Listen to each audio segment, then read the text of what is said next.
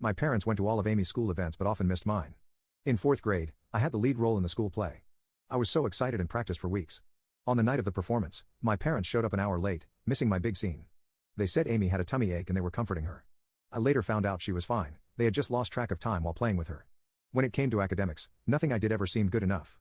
In middle school, I consistently got straight A's, joined the math club, and even won a regional science fair. My parents barely acknowledged these achievements, but when Amy got a B+ on a single test in her weakest subject, they threw her a celebratory dinner and bought her a new phone as motivation to keep improving. High school was particularly tough. I threw myself into every activity I could, hoping to win their approval. I was captain of the debate team, editor of the school newspaper, and maintained a 4.0 GPA. Meanwhile, Amy coasted through school, barely maintaining a C average and spending most of her time partying with friends. During my junior year, I was selected as one of 2 students from our school to attend a prestigious summer program at Harvard. It was a huge honor, and I was thrilled. When I shared the news at dinner, my dad grunted and changed the subject to Amy's upcoming dance recital. My mom at least said, "That's nice," but quickly moved on. The night of Amy's recital, which fell on the same day I was leaving for Harvard, my parents couldn't drive me to the airport because they didn't want to miss Amy's performance. I had to ask a friend's parents for a ride. The college application process was another painful experience.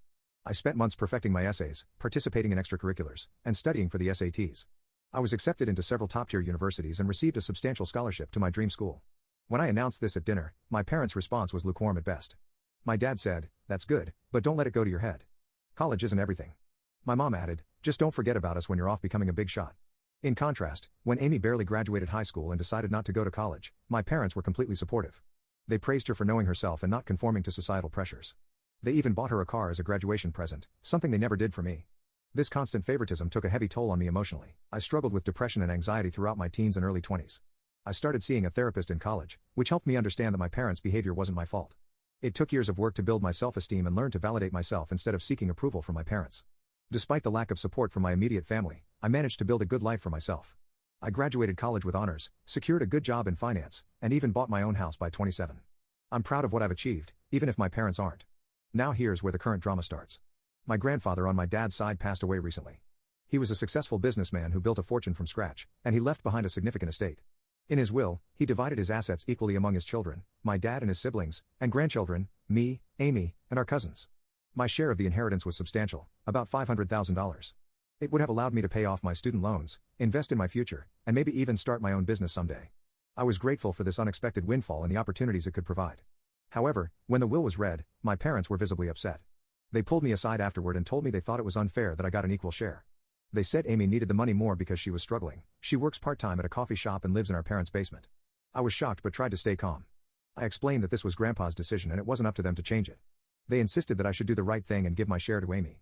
When I refused, they got angry and started guilt-tripping me, saying I was selfish and ungrateful. My dad brought up every instance he could think of where they had supported me, including paying for my braces, which were medically necessary, buying me school supplies, the bare minimum, and letting me live at home during college, even though I worked part-time to contribute to expenses.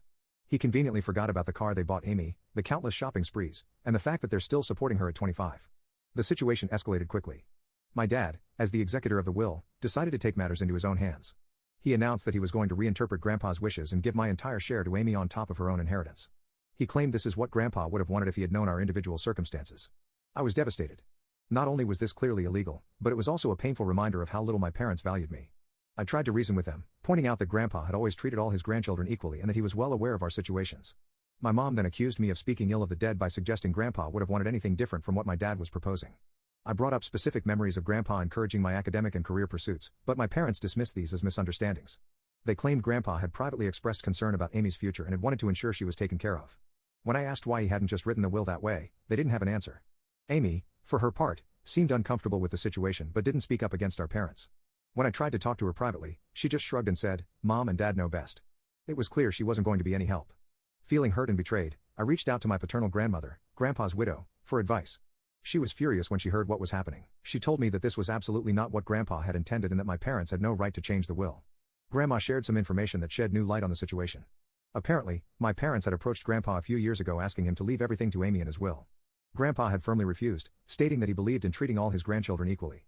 He had even added a clause to his will stating that anyone who contested the equal distribution would forfeit their share. Armed with this information, I confronted my parents. They were shocked that Grandma had told me about their previous attempt to influence the will. My dad tried to justify it by saying they were just looking out for Amy's future, but I could see the guilt on their faces. Grandma took action immediately. She contacted her lawyer and the other executors of the will. She also reached out to my dad's siblings, who were equally outraged by what my dad was trying to do. Together, they put a stop to my dad's plan and ensured that the will would be executed as written. My parents were forced to back down, but they were furious with me. They accused me of turning the family against them and said I should have handled this in-house instead of involving others. Now you can check for a part 2 by pressing share and more.